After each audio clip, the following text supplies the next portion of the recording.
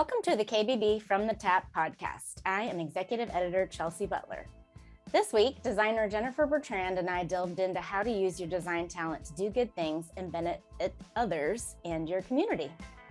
Be sure to subscribe to KBB's YouTube channel and click the like button on our videos. You can also subscribe to the From the Tap podcasts on such apps as Apple, Spotify, Pandora, and Google Podcasts. And please feel free to leave a review.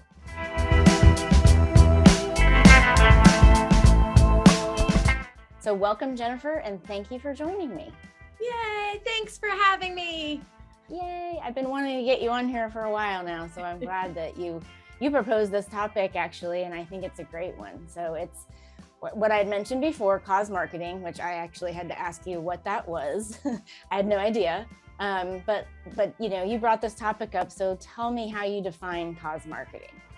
So cause marketing is if you take your superpowers of design or whatever you have to offer in the world and you use it to do a warm fuzzy, but at the same time, it also benefits your business. A lot of times when people think they do a warm fuzzy, that it has to be something super selfless, which of course we fully promote that part of it, but there are a lot of ways you can be smart about using your powers for good and how to make it benefit you. Yeah, that totally makes sense. So let's start out by talking about some examples of the cause marketing that you've done through your firm. Yeah, so I am a sucker for a warm fuzzy story. Most people know my story that we have a son who had 20 surgeries. His name's Winston. And weirdly, it was a Dorothy Wizard of Oz moment because we used the Ronald McDonald House when he was going through his surgeries. But one day I was cold called by the CEO of Ronald McDonald House in Kansas City, and she asked me to paint a mural. And she said, would you just come do it? It's a non-paying gig. One day I'll get you a paying gig. And I started laughing and I was like, that's what they all say, like, sure. But I was like, I can do that. I can give a day of my time to go help. And I painted a mural that said, if you see someone without a smile, give them one of yours. It was just a nice little simple kind of typography thing. Well, needless to say, a year later, she asked me to help be a part of a 21,000 square foot new construction build. And it was a paying gig because it was a year-long project. Not only that, it has turned into, when she moved to Chicago, that I've also done projects in Chicago with Northwestern Hospital, Major League Soccer, NFL, and we can go on to talk about how you brand, kind of work with different brands as you're doing those warm, fuzzy cause marketing moments. Yeah, so my next question was going to be to tell us a little bit about your work with the Major League Soccer national headquarters. It honestly, sometimes I think when I'm a little bit of that Miracle on 34th Street. Like I grew up on Disney, like I buy into all the cheesiness. I'm married to Larry David, so he's cynical Englishman. But I really believe that like, if you do good, goodness comes back to you.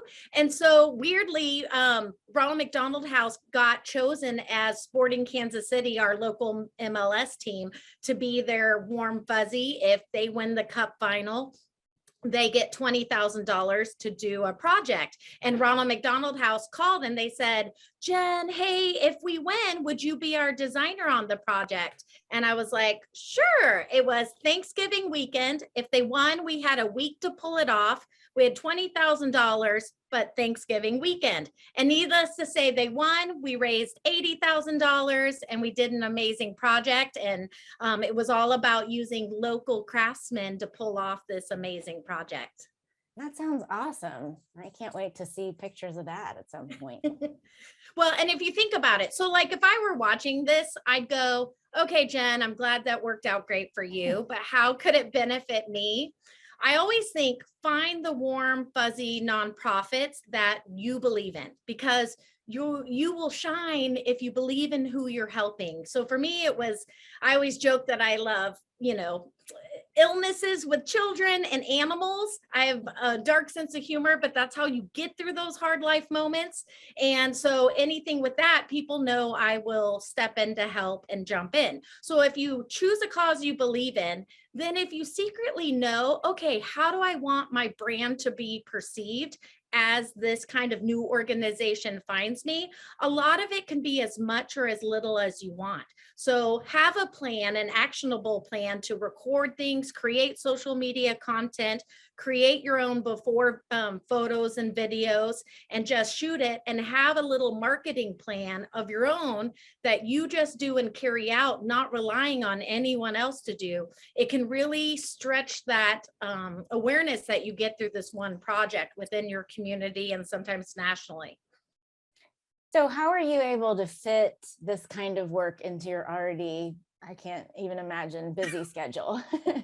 It is a little crazy. Part of it is I've always learned that if you do something like this, and I started up front saying, hey, I'll give you my brain power, I'll give you my connections, but I need a team to help me pull it off. So I need you to give me 5 people that their whole world is going to be this project. So they're stay-at-home dads or moms, they are very well-established businesses that can put some employees on it. And if you add a little committee to it and you go into it saying, this is the help I need to pull this off right, then it's not out of pocket. It's the occasional time you set the calendar you're going to do. But if you do it that way, then it's not all on you to find the people to help pull it off. And other people are very passionate about it because they were found through that organization. So Ronald McDonald House always has amazing volunteers. And so I know every project I do, I have an army of people. And then when you do your staging design stuff, you have shifts of people. So you don't burn out their kindness all in one day. So a morning shift, an afternoon shift. Sometimes you need an evening shift. Yeah, that makes sense. So you also told me a little bit about your work with the NFL and NBA. So how are those examples of cause marketing? I know. So it all goes back to that one CEO, because I did Kansas City, we worked NFL Chiefs. So they got another project. The Kansas City Chiefs asked to work with them. So I did a project here with the Major League Soccer, the NFL. But when she moved to Chicago, there was a whole new sports league that I got to help with. So then it became the Chicago Bears. The Chicago Bears had a foundation. They wanted to do a donation, and their big thing is education with kids. So we did a play space where I designed 5 playhouses that were all about the concept of how your brain develops. So I have an education background. So a lot of it was the different phases of how a child grows up and the tactile sensory things that they needed as they moved around the room. And if you think about it, parents at Ronald McDonald houses are exhausted. So they just want to turn their brain off and let their kid play. And what better to let them play with something that's helping their brain as they play. So I got to work with the Chicago Bears. I will tell you, each sports empire that I work with is a whole different learning curve, because I'm a small boutique commercial and residential firm. And when you work with someone big like the Chicago Bears, the branding respect you have to have is just one thing you learn, that there are no different shades of orange or navy that you're going to play with. So once you've done it once, then it's very easy. So then we worked with the NBA Chicago Bulls, and I think we haven't done hockey yet. So I'm watch out, yeah. Blackhawks. So I want to go back real quick. You said your background is in education. Yeah. So way back when, I thought I wanted to be an art teacher. And then I realized while I love education, I learned I wanted to teach adults to color outside of the box. So the kids, I loved it and it was fun and amazing, but I evolved. So I'd done my student teaching in Italy on a Navy base and taught art to middle schoolers over there. And so I couldn't leave design even if I wanted to. I love it so much. It oozes out of my pores. Yeah. Wow. Italy. That sounds awesome. I know, what right? A great place to get started. Yeah. Well, I always think it's like design. Anything we do in design, like if your heart and soul's in it, you will do it better. So for student teaching, I was like, why would I not go abroad to Italy or whatnot? So I got to see Mount Vesuvius out my window every day while I was teaching. And I could talk to kids about the Sistine Chapel and they had all seen it.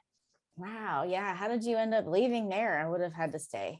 I know, right? I fell in love with an English soccer coach in Kansas City. Yeah. Darn love. There you go.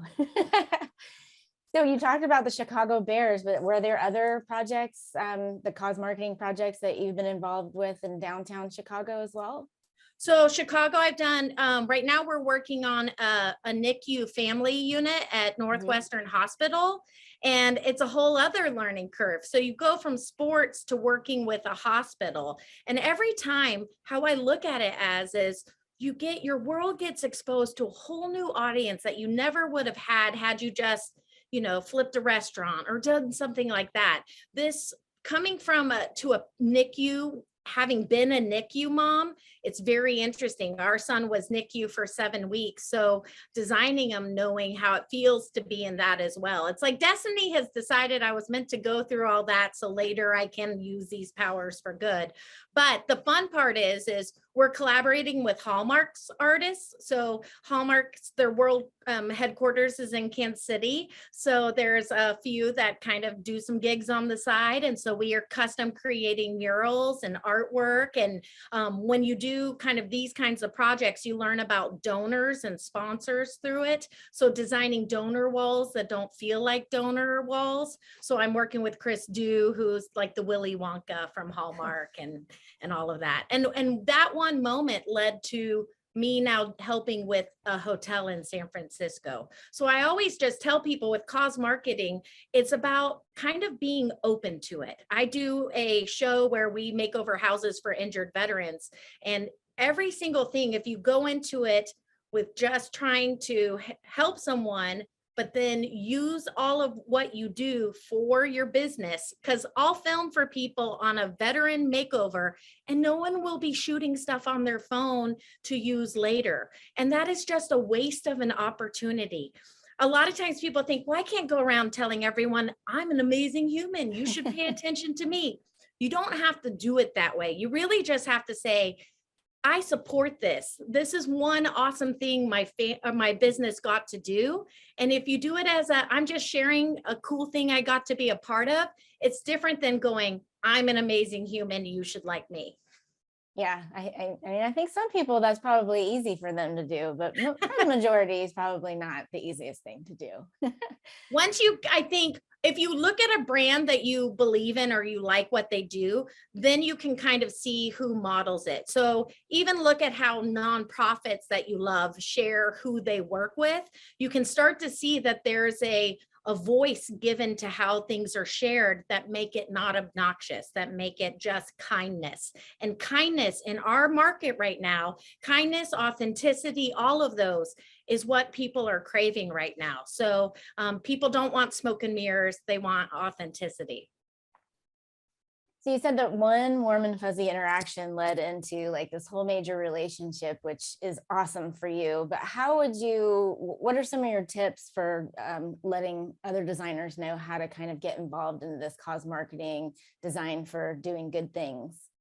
Like I would honestly just start a Word document, a Google slide, whatever, and pick your top three like causes you believe in. So if you kind of go, okay, I like animals, I like, retirees, whatever you're into, create it and then write the nonprofits that are in your area and then start slowly reaching out. If you have an intern, they can do it, an assistant or yourself. What I would do is start by following their Facebook pages because a lot of times there'll be an ask. I like to help the people who maybe don't have a lot of people helping them. It's Right. a way that you can get awareness for them, but it also lets you help guide how you help. The bigger the nonprofit, the more controlled it's going to be. I'm lucky, Ronald McDonald House, they kind of gotten used to me, so they know what they're getting into with this. But on some of the others, they're very still brand specific for a nonprofit. So if you're getting someone who's just happy to have someone who notices them, you have more of an opportunity to kind of share it in a way that feels right to you. That makes sense. I think Yeah. the thing is put your toe in the water. Don't not do it. Like, what if I hadn't called that lady back, the CEO?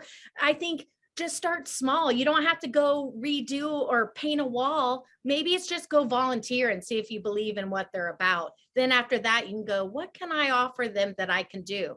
I have clients always getting rid of ugly, sad furniture. And all the time I'm like, what warm fuzzy could use this sad furniture that I just took out of your office? Because to them, we can paint it and make it amazing. Yeah, I mean, I think, once you get involved in this kind of thing, it kind of becomes a way of life. I volunteered at various animal shelters around Atlanta for more than 10 years. Um, and then of course COVID came, and I had to stop doing that for a while. And then of course the shelter where I volunteer turned into foster only. So my Oh, favorite thing was being able to go and dedicate a few hours every weekend to, petting dogs and cats and telling, potential adopters about them. So it's not necessarily me using, well, I mean, I do edit a newsletter for one of the cat shelters around here. So I am kind of trying to use my editorial skills for good where that's concerned. So yeah, I think it's a great idea for the design community to get involved in it, because I miss it so much. It really was a part of my, regular life. it's good for the soul, and like you can do it, and you never know when that like makeover you did has someone on the board who loves your style and they want to hire you. We all know boards of nonprofits are usually very successful people. We have a place called Wayside Waste, and it's an animal shelter. So I got asked to design, now this one's a heavy, weird one. I got asked to design the place where you say goodbye to your pets. And I was like, Oh, oh my gosh, how am I going to make that amazing? But then I thought about it. I was like, why would I not want to make the sad moment for someone amazing? So we did like some greenery parts that say forever would not have been long enough. oh, They did, I know, right? So if you think about how do you add color that it feels like a hug, that it just gives you peace in those final, poopy moments with your pet. And I thought, okay, I can do this. So a lot of times you challenge yourself, even as a designer, to go, how can I make that weird situation amazing? And it's actually good for our skills and our minds to challenge ourselves at, because, you know, it's like me right now with gray and white kitchens. I'm like, if you ask me to do a gray and white kitchen, I'm going to vomit all over you. I am not going to do another gray and white kitchen.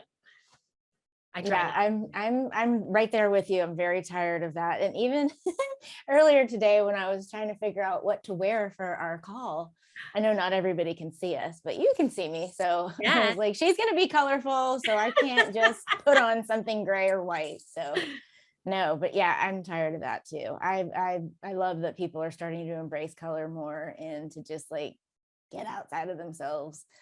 I call it Um, the Xanax of design. Most people who've heard me speak know I say that because I always say you need a defibrillator to the soul to remind you when life gets hard and heavy that your house should feel like, even if it's a luxe hug, or it can be tonal and calm and not be dead to the world. So sometimes I think as creatives, we can do the easy answer to flip a design project, but it's always challenging yourselves what's expected and how can I do it differently. So another topic we talked about was embracing and using local craftspeople and artists, which is also using your talents to support others. So how did you become passionate about that? Yeah, so I always think like there's always big companies, which I fully support as well, but I always think of the unsung heroes.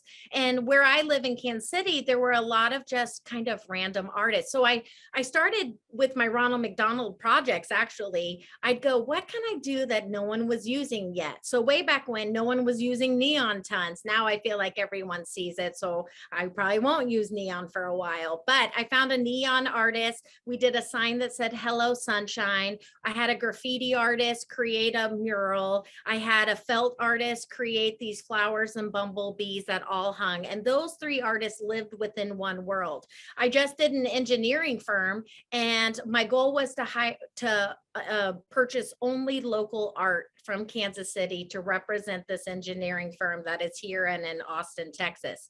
And I tried to make sure it was inclusive of everyone. So I tried to find people that I hadn't discovered yet. And so it was really fun challenging myself to find who are the people not represented in galleries, maybe that I could go from there, and what are the mediums I haven't worked with. So a lot of times my steel guy will know that I'll go, hey, can we, like laser jet or water jet out a pattern and create this. So I come from an artist background. My mom's a sculptor, and my father, after the military, became an art museum director. So a lot of times I look at a wall as a place to do an installation piece. And so I love playing with different mediums as we do it. But I think for anyone listening to this, it's really trying to find a medium you haven't played with. So for example, we did a chandelier. I found a local glass blower and we created a custom chandelier that was one of a kind and makes it all the better for a client when no one else has a piece exactly like that.